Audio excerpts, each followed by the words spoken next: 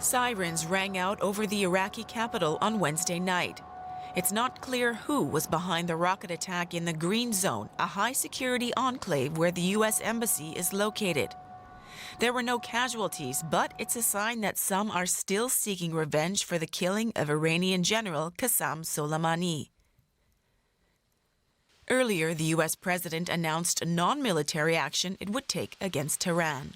As we continue to evaluate options in response to Iranian aggression, the United States will immediately impose additional punishing economic sanctions on the Iranian regime.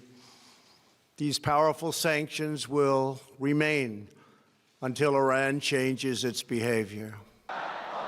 But Tehran says it will not be cowed by threats of any kind. Well, we did not start this process of escalation. The United States waged an economic war against Iran. The United States has to come to its senses. If it wants to deal with these people, it has to deal with these people based on respect, not based on threat and not based on sanctions.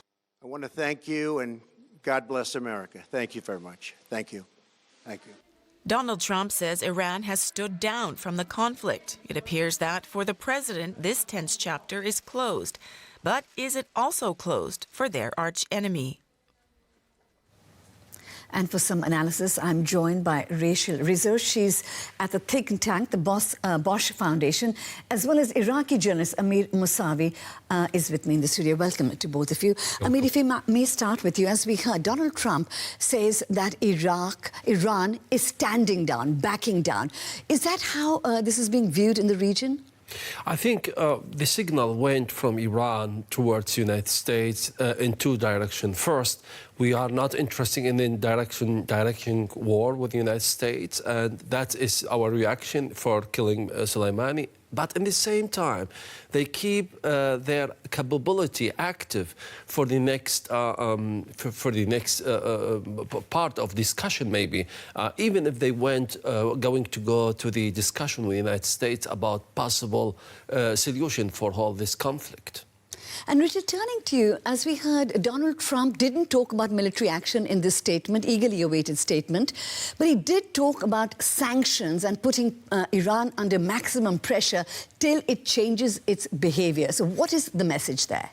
So I think the question to ask is, what more is there left to sanction, and what is the ultimate goal? And most importantly, what is the efficacy of those sanctions? If the goal really is to change Iranian behavior, I think you really have to ask if more sanctions and attempting further economic destruction is really the way to do that.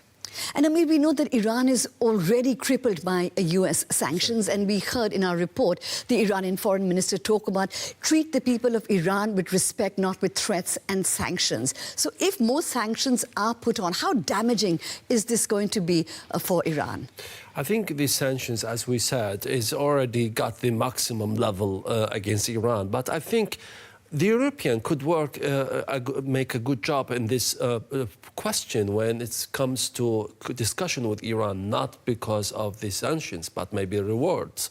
I think the next step will be diplomatic way, and talking about reducing the sanctions against Iran to force her to change its behavior in the region. I think in the end of the day, we learned from that crisis that the power and the violence will not bring, in the end of the day, bring the solution. Maybe the diplomatic solution will be better. So both of you are saying perhaps this threat of sanctions is a hollow threat, and the time now to move is towards diplomacy, and you're saying, Amir, from the European side. But one other issue that Donald Trump raised was the question of the Iran nuclear deal.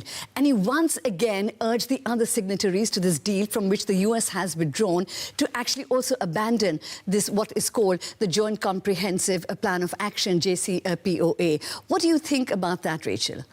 So I think the current state of the JCPOA is one of the very unfortunate outcomes of the Trump administration.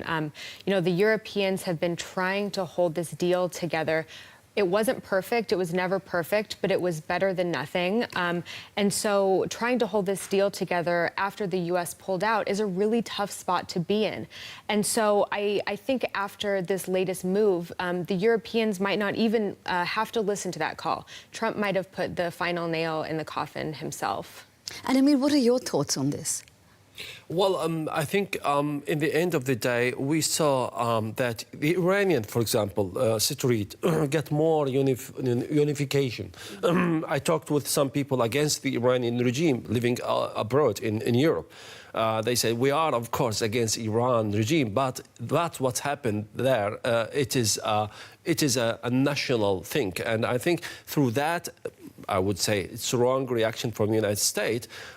Iran got more a spirit, a national spirit in the public, and unified the Iranian public. And also that's why no one talked about the protester in Iran a month before.